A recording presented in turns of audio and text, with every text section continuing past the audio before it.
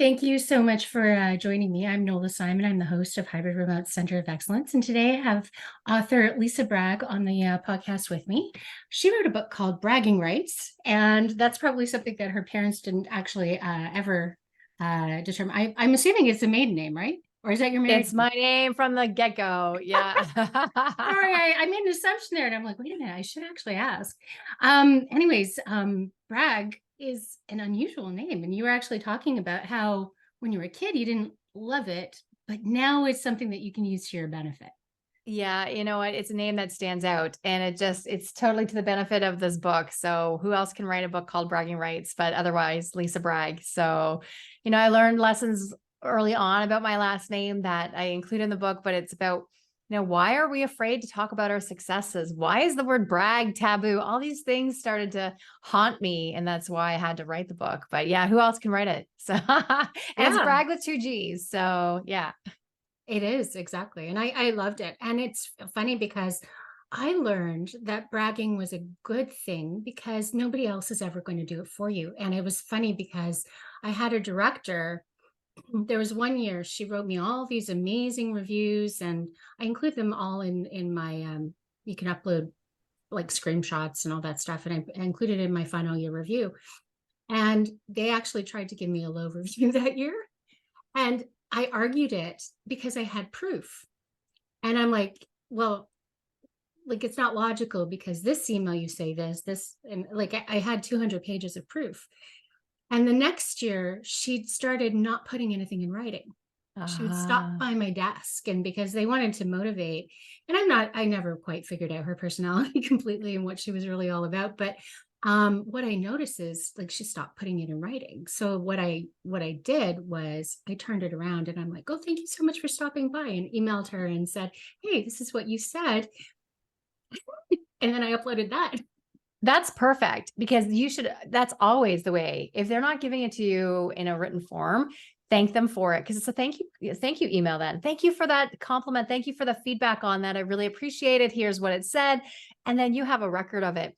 And if they're not giving you a compliment for something that you know you deserve, you should write it down anyway. And then when you have those performance reviews or any evaluations, you have that memory of like, well, I was doing good work in that time. Maybe she didn't notice it, but I believe it was good work and I gave myself a kudos. And so keeping track of it, because we need to keep track of our credit. We just forget about it. And your leader, she might also be on to the next emergency. And she's also more worried about her own career than anything else, right? We only care about our future. People say, oh, I'll help you out. But in the end, the only one that cares about your future the way you do is you. Yeah. So yeah, that ownership, that self-advocacy. But I like that tip. That's a really good one. Yeah, I really found it useful, and I found it really helpful for also giving feedback to others because I started realizing that I also did verbal kudos, right? And yes, it made people feel good in the interim, but then it's like, how strategically am I setting you up for success as well? So that's where I started actually writing them. If the company eventually like did a whole dedicated like recognition process. And I remember there was somebody, she was actually like the face of the company she was an economist. And so she would also do media interviews and stuff like that. So there was one day they brought her in to do like a webinar just to teach us behind the scenes really what informed a lot of her media interviews and whatnot and her advice. And I was the only person who actually sent her a thank you. And she sent me a Skype like this. She's like high up. Like there was talk that she would be the next global CEO, and all these things, right? And she sent me a Skype message. She's like, nobody ever says thank you to me.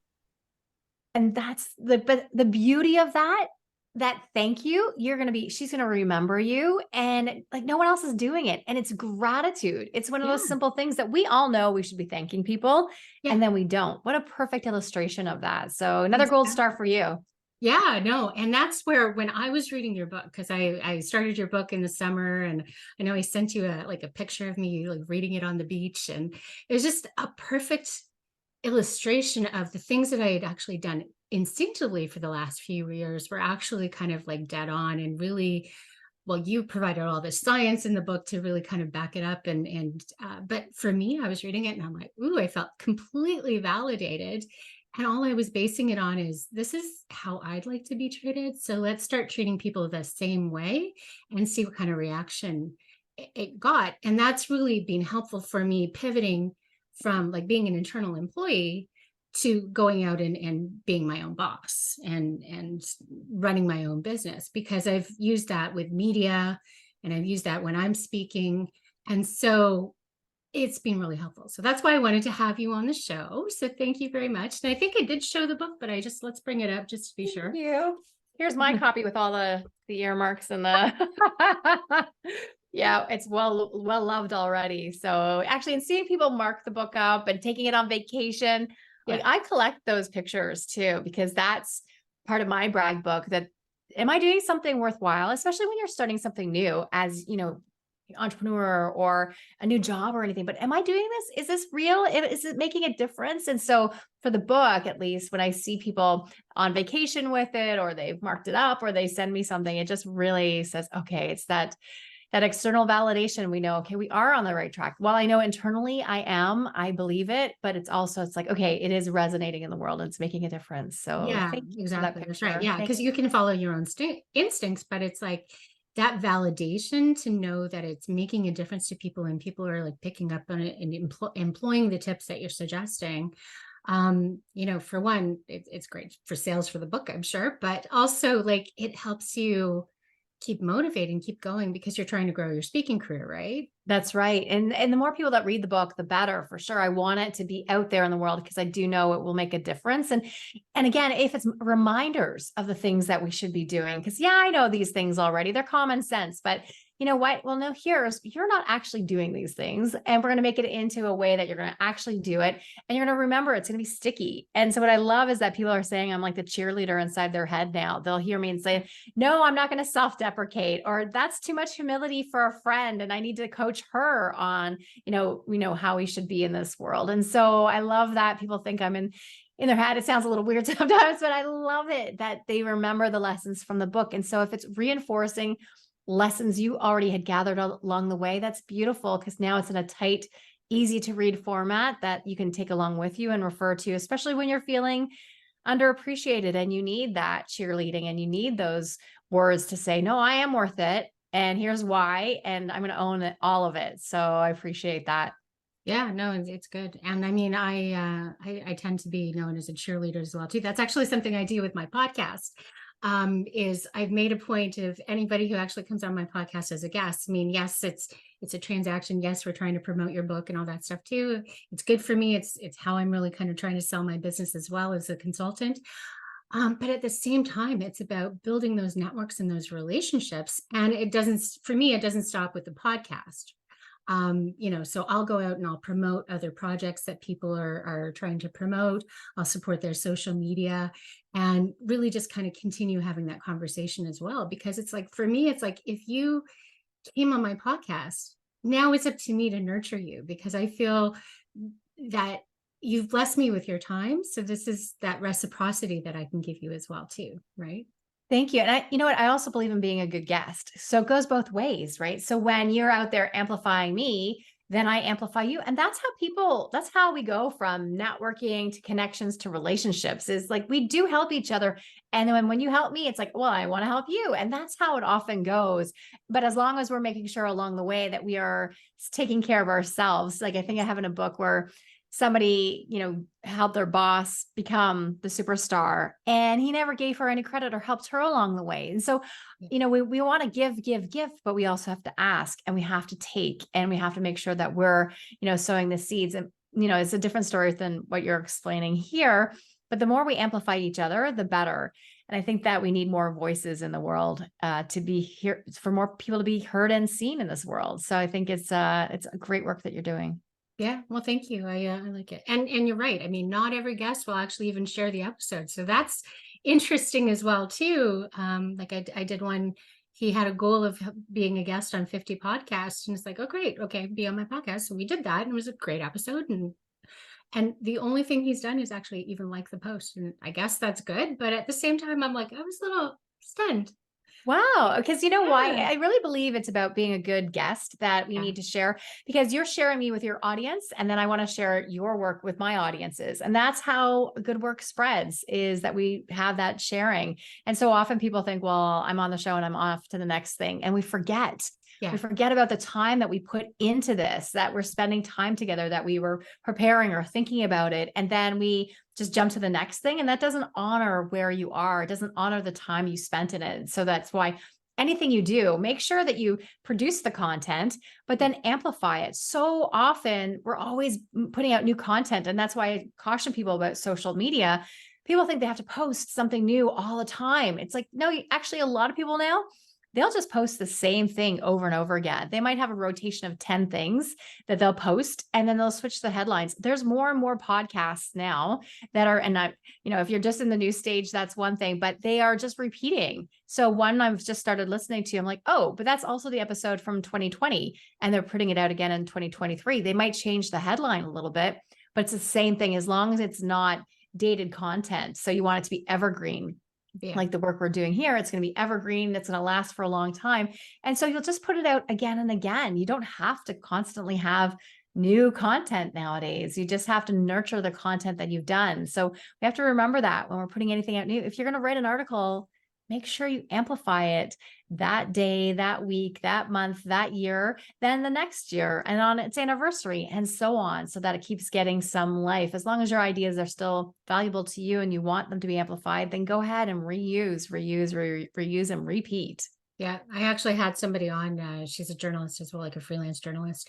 And so what we did was she wrote an article about me because I was telling her some work stories, and I had her on the podcast, and then we cross-posted.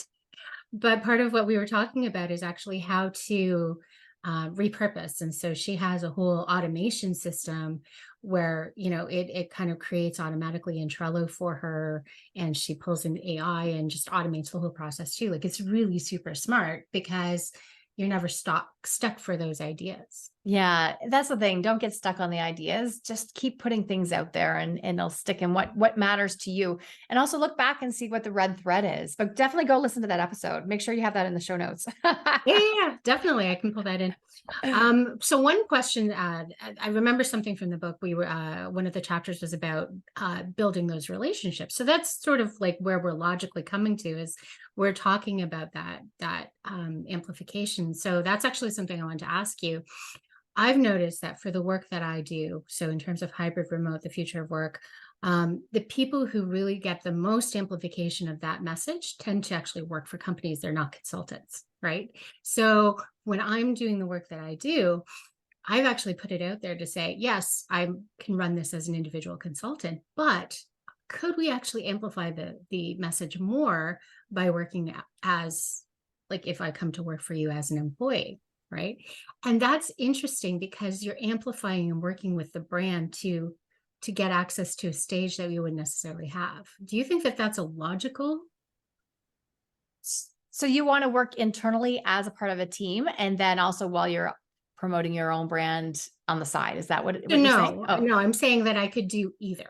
Right. So for the right company, if they were to approach me, I could do that internally as an employee. So example would be like Darren Murph of GitLab, or, Annie Dean of Atlassian. You may have seen an article that she wrote last week. It got like 2,400 views, or actually like reactions on LinkedIn. So probably well over 1 million views.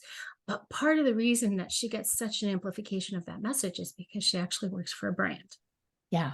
Yeah. And the brand helps support it and gets it out there further. It's also, what is LinkedIn's algorithm today, right? What are they promoting? And of course, they want more corporate sponsorships. They want more corporates to say, we should all have LinkedIn Premium. And so that also helps how the algorithm works. Who's it coming from? Is it coming from somebody who has a direct sales message or an indirect sales message? And so it's all so much a big game. But when you have a big platform because of a corporation, it just really helps to get your flywheel going and that amplification. It also matters if it's B2B or B2C, right? So who's she trying to talk to in this? And then, of course, she'll have her people who are automatically reposting it because it's Yes. part of their job. So Right. like that's the engagement piece. It's hard to sit on the sidelines sometimes and see that people can move up so quickly in the algorithm and other people. It's every single person is a hard win, and you appreciate every single person who's engaging with your posts. So you know what? It depends on if the corporation that you'd sign on to would give you platform to This amplify is the your point. voice. Yeah. Yeah. Because sometimes it takes time for them to say, well, who are we going to choose to amplify? And that's where a lot of corporations are now looking to say, well, we don't want to have these hero employees. We want to make sure lots of people have profile, where before they were giving, it'd be that one CEO they'd give tons of profile to, but then we would see him or her they'd have a big misstep and then be out. And then they've put so much time into building their profile. So of course, they still build the profile of CEO, but they're also looking to say, do we want to do that for everyone? Or do we want to just have really select employees? And what's the cost? What's the benefit? What's the ROI to our company for doing it? So I really believe that everyone should be out there, having their own professional brand and taking care of it themselves. But hey, if you can get the lift from a big organization, power to you for sure. Yeah, no, it's just something I look at and I'm just like, am I missing out? Because yes, I'm doing it all individually myself too, but it's like the most important thing is to get that message out there that distributed work, flexibility, is really kind of key to motivating employees and making work feel better than it's felt for the last several years. And so how do you amplify that message and really make the most difference to individual lives to help companies succeed? And that's really where I've been kind of stuck looking at is like, what's the better avenue to amplify the message the most? Yeah. You know what? Then that's a big question is, do I want to be employed internally or do I want to still be an external consultant? Like that's a really big question. If you're employed internally, then really your content is either for your future self or, it's actually always for your future self, but it's just showing your thought leadership. You're not asking for a sale, where when you are your individual employer, like you are a consultant, then you will have to ask for a sale, and you do put those marketing messages out there. So it just depends. I think it's just how much time do you have on either way to do more and more content and amplify that content again, over and over again. So yeah, it's a good question. It just depends on if you're tired of the entrepreneurial slog, the roller coaster of it all. Yeah. Well, and you've been doing this for a while too, right? Yeah, I've been an entrepreneur now for, since 2007. I left TV news as my last thing and decided to start up a content company. So ran that for pretty much 16 years until right now. I'm taking a step as I really pivot towards being an author and making my bread and butter from speaking, doing keynotes and workshop facilitation. So just loving those and enjoying it. But it's a pivot for me for sure. So it's been interesting getting that news sales flywheel going and letting people know and the lead and the lag of it all. So, but yeah, it was a great company. I just, I think my heart, it was a media company. So video animation, e-learning, some social back when it was brand new. And so I've just kind of been there and done that. And now I really want to own my own IP. I see what it does for people. I see what I can offer. And I think I have a lot to give in this area of doing this, speaking and doing the workshops that, I even have another book percolating. So it's Oh like, yeah. I have to amplify this one first as I wag my finger. If you're just listening to it at myself, just to make sure that I actually give this book the love it actually deserves and needs. So You have the best social media. I have been really admiring the posts that you put out, both to support the book and to support other people. And I love the reciprocity and the book reviews you do for other people as well. So I've really been paying attention to how you do your socials. So yeah, your background has definitely paid off in order to support this book. I can tell you that. Oh, thank you. Yeah. But there's a red thread for all of us, right? When you look back, you'll see all of it. It just takes time for us to do that self-reflection piece to say, here, 2020, right? It's like, well, here's why I'm supposed to be here, that Yeah. hindsight piece. But when we reflect, when people are struggling, it's like, take some time to reflect, ask yourself some deep questions to say, well, where am I going? Where have I been? And then it'll start to open up. What do I want to do? And I always talk about market to where you want to go. And when you're marketing to where you want to go, it's funny how the past starts to make much more sense. Like it really Yeah. does. Yeah. Actually, that kind of came up for me too. The government, before the strikes all happened, they came to me and they wanted me to talk about return to office mandates. And I had a really hard time with that because I don't believe in mandating return to office. I think I actually prefer working hybrid, but I think that it has to be built in such a way that it motivates people and you're respecting autonomy. And people are coming into the office for something that is purposeful and meaningful. So I had a really hard time figuring out whether I wanted to speak to that the way they envisioned it.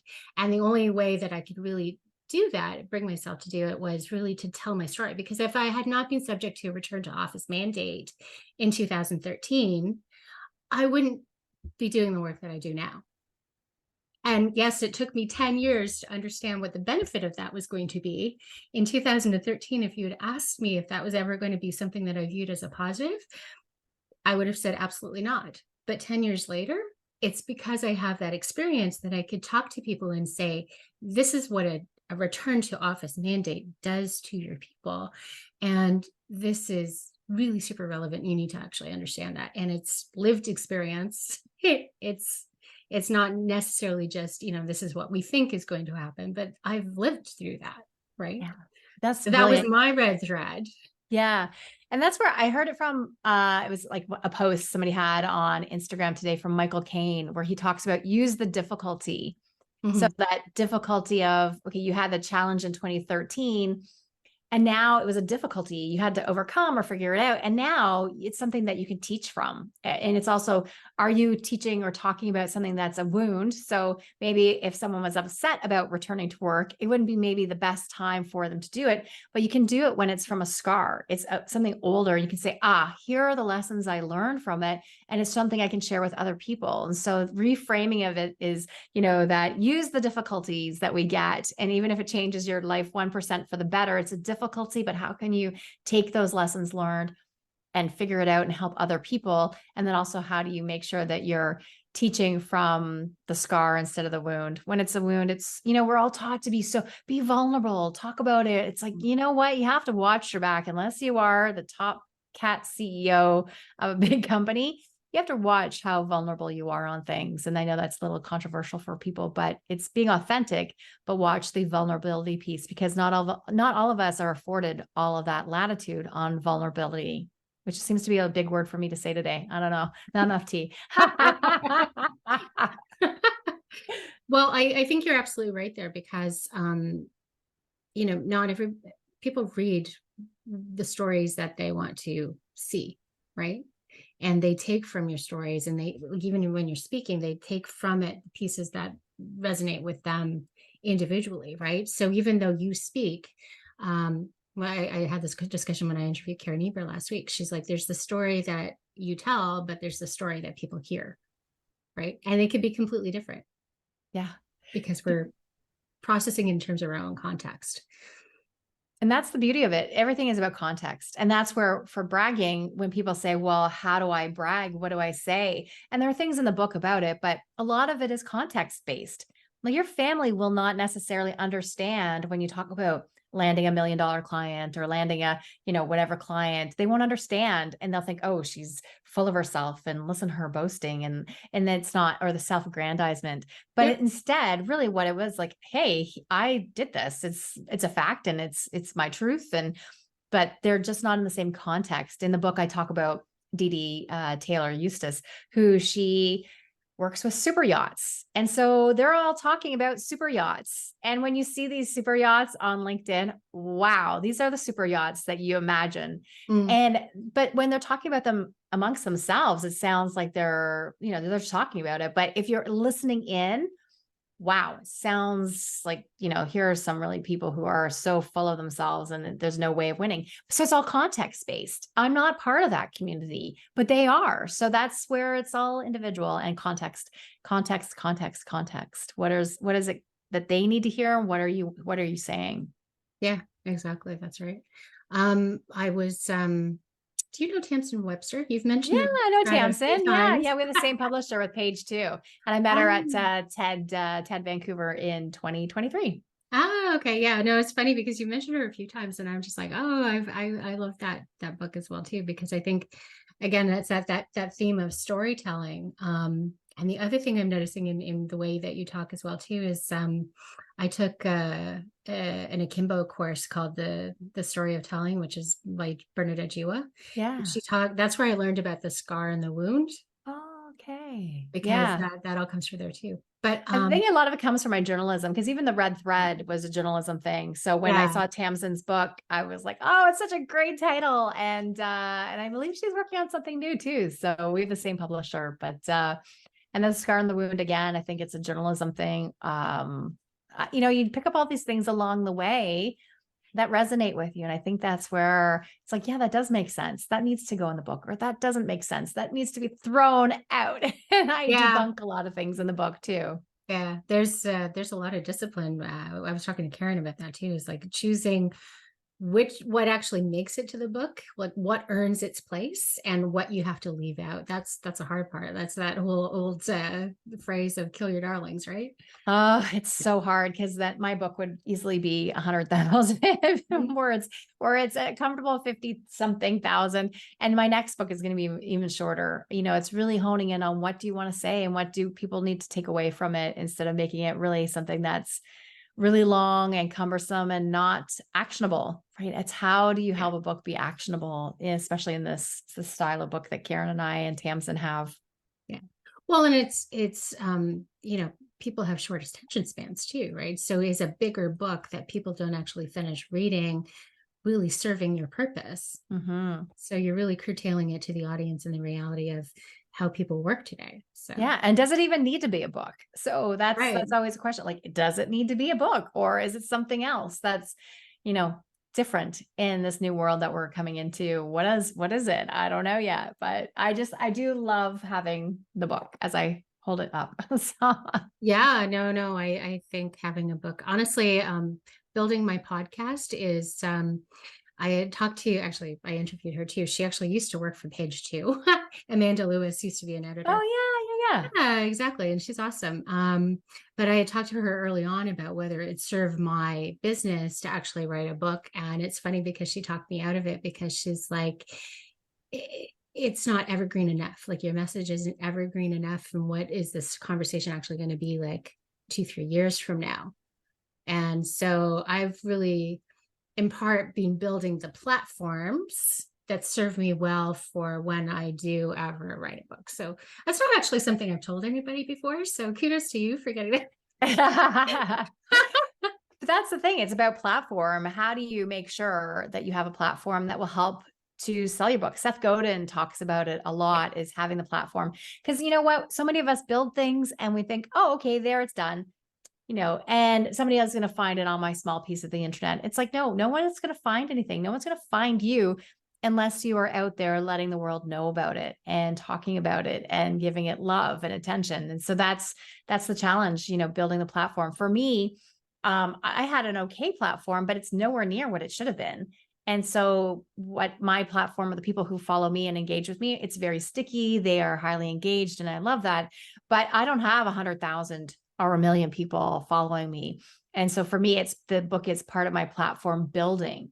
And as I go to get the flywheel going, and then it's also being very dedicated to something instead of just saying, okay, well, it's done and I'm leaving it behind, or never going to get to producing content of some manner, of some sort of robustness, like your podcast series, right? Like it's having that something that's robust that you're going to commit to is the critical key, no matter what it is: book, podcast, magazines. Dory Clark, I think it was, she wrote an article every day for a year to get her platform, to get her platforms really going. So Yeah. it's what do you want to do, and that you're actually going to take that medicine or do those reps and actually follow through with them.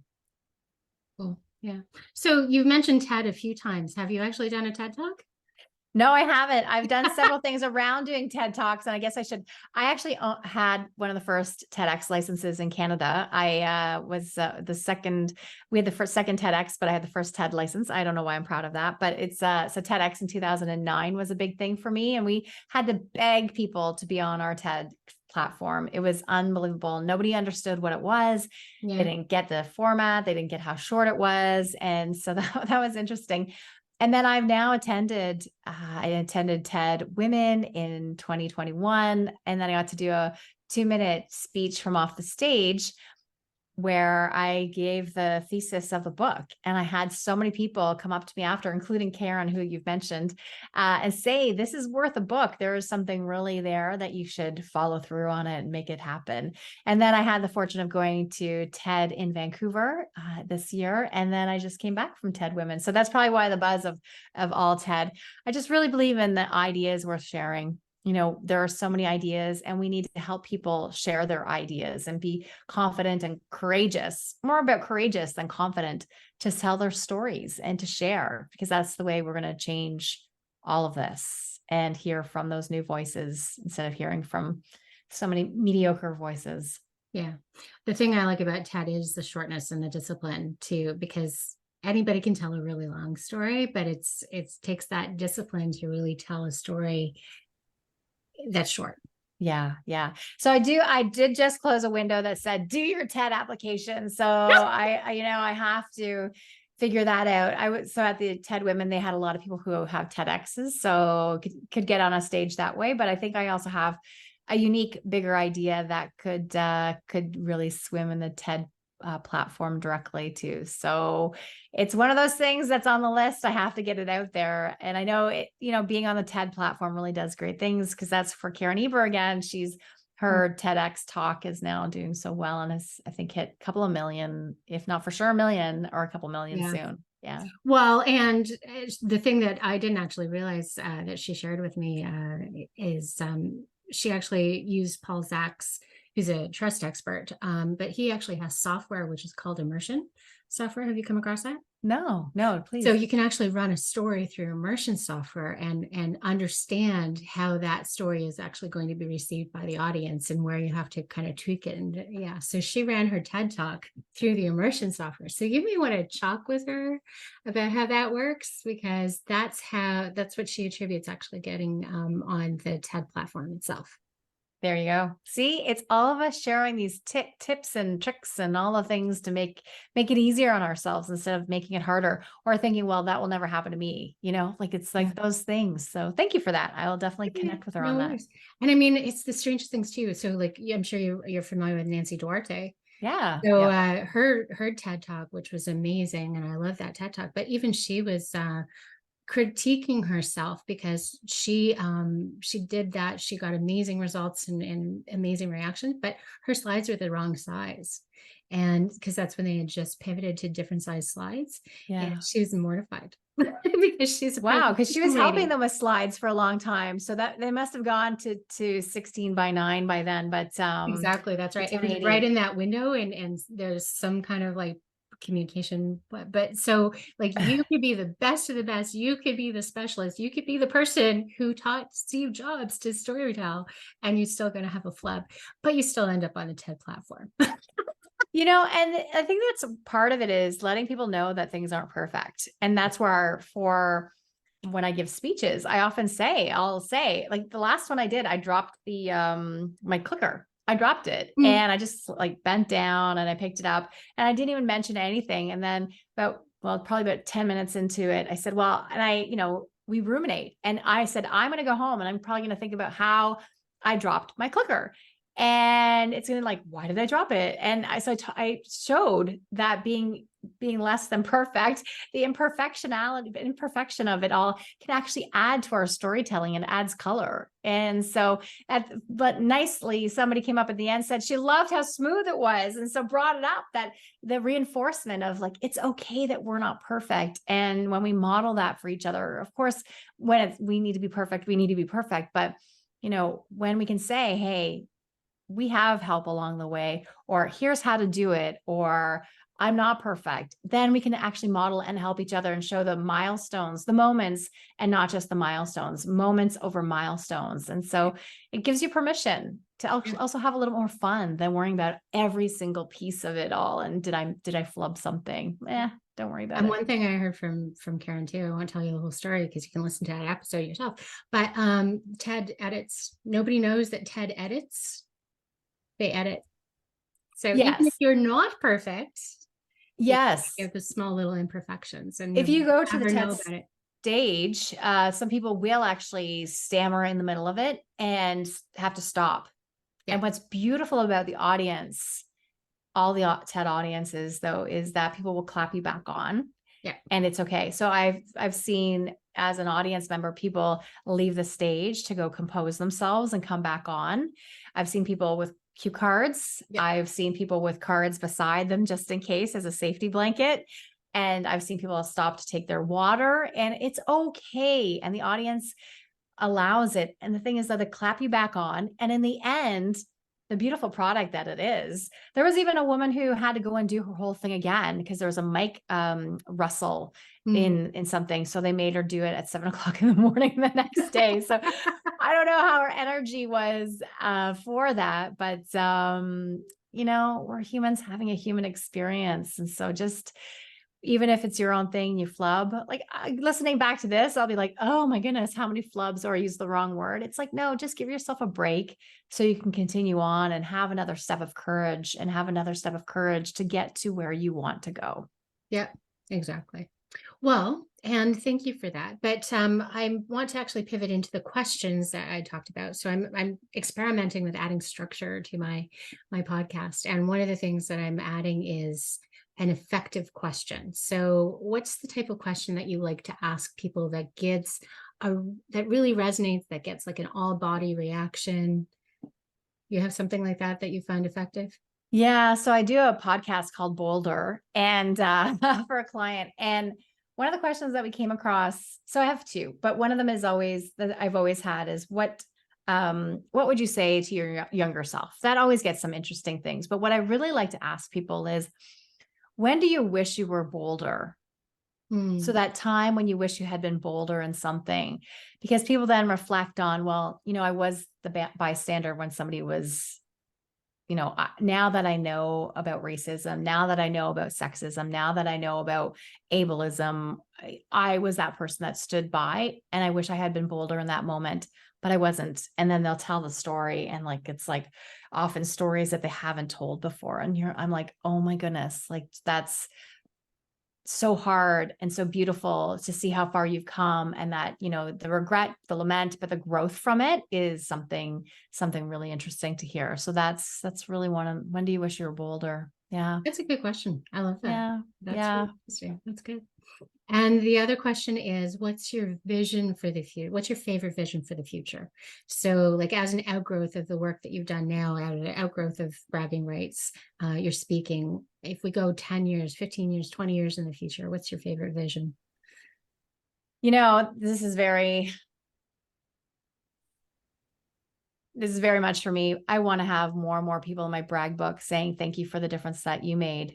My life has been different because of it. So I take pictures of the people along the way that say, thank you for the tremendous speech. Thank you for this. It made a difference. And then some of them email me back afterwards and said, I went for that promotion, or I went for this, or I spoke up and I got this. And it's like, oh, yes, it just makes me so excited to get those. So I would love to still be getting them 10, 15 years out. The book is not dated. It mentions LinkedIn, I think once, but it doesn't mention all the social media platforms. It has that longevity. So I would love if somebody even tucks it aside and keeps it along on their journey and keeps coming back to it year after year, I would love that. And to know that it's made a difference in people's lives 10, 15 years out, that they got that promotion, because these are a lot of people. When I did the research, I did international research for the book to make sure that it was the largest research survey on bragging and self-promotion, because the work done before had only been on really small 20, 30 people surveys within American universities. So not reflecting the world of work that we go to Harvard Business Review or we go to LinkedIn to see. It was really small. And so I needed to do something that was robust. And so talking to people, they would tell me how they knew they lost millions of dollars, or they lost out on career defining opportunities because they weren't able or willing to, be seen and be heard. They had been conditioned so long to be hidden gems. And so that invisibility cloak made the world of work toxic for them. And so having them having people not go through that experience, or having people then be seen and heard because of the book, that's the difference for me. So I'm really excited to see that future. That is, yeah, that's good. And I love that you're bragging about the size of your survey about bragging.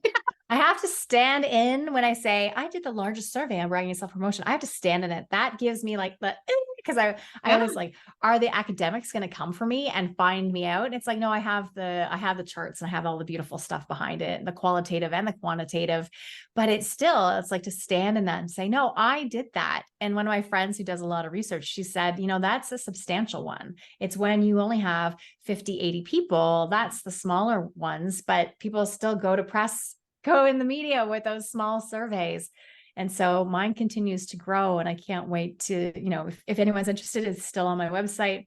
And a lot of people found it quite introspective. They appreciated the questions to challenge themselves about what they thought culturally and personally about bragging and self-promotion, because there's a lot of stuff along that. And as you know, because it's in the book. Yeah, no, very much so. One thing I think we have universally in common as a society is everybody talks about imposter syndrome. I actually experienced that when I went through that storytelling course with Akimbo. It's the first time I'd ever been part of like a chat waterfall. If you've been part of a platform where you have like thousands of people actually put in comments, that's what a chat waterfall is. And every single person was talking about not being good enough. They were all felt like imposters. And I'm like, building this kind of brag like repository and getting more into the habit about telling those stories isn't necessarily for other people. It's for you. It's for you. Yeah. We have to have courage for ourselves first. What are the stories you're telling yourself?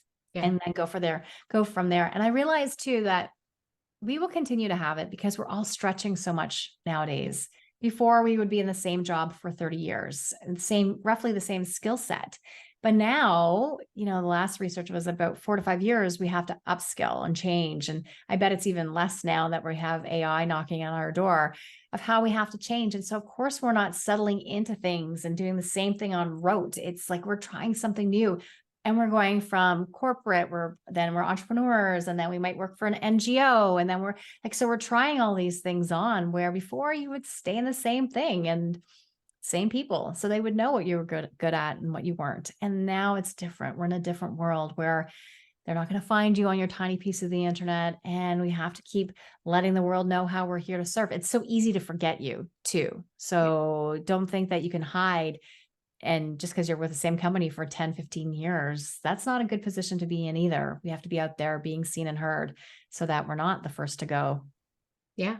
Well, and I found that because I worked for the American division for that company for 16 years. And when I started trying to get a job, I couldn't even transfer over to Canadian division within the same company because nobody understood my experience. And so that's where I started investing in bragging. So, yeah. I want to leave you with one last brag, just specific to the podcast. This is how I convince people to be on lately. On Good Pods, they have good podcast discovery, right? So they create lists, and you can rate, review right in the profile. But they also have like badges that you can get, and so I'm hanging out on their top 100 podcast list right beside Adam Grant. So that's my brag. Does that actually mean anything? Bravo. And everyone listening should go help Nola out so more people can hear the podcast by rating it on whatever platform you are on. We don't think our like matters, but it actually does. So, rating a book, going on Goodreads or Amazon, and then also any other podcast catchers, like making sure that you put your mark there and saying, this is something I really believe in. I love it. And I want more people to hear it. And so that's what you do when you just go on and give it the 5-star. If you don't like it, then don't do it. But 5-star for it so that other people can hear it. So I'm going to definitely come back and give you a 5-star. Thank you for that. And that's the entertainment of podcast metrics. I'm sure it's kind of like the wild, wild west. It's like, what do they really mean? But for me, visually, I looked at that and I'm like, oh, if anybody's checking that out, I'm right beside Adam Grant. So it's like the whole magical, mystical water cooler kind of idea. Maybe I'll click on me. And did you take a screen grab of that? Oh God, of course. Yeah. Bravo. You read the book. I have read the book. Exactly. Is there anything you wanted to leave people with before we wrap up? No, please come find me on all the social media. I am on Instagram and on definitely on LinkedIn, Lisa Bragg, 2 Gs. My website is lisabragg.com. I do have something that for your audience, and I'll send you the link to it because I can never remember the link, but it's listener love, and it's a freebie that they can use to help with their storytelling and bragging and self-promotion. So I would love to give you that link. So Oh, it'll be in the perfect. show notes, right? Yeah. Yep. Awesome. I can make sure that it's there. Well, Thank thank you you. so much, Lisa. This has been a fun conversation. I appreciate it. Thank you. Thank you.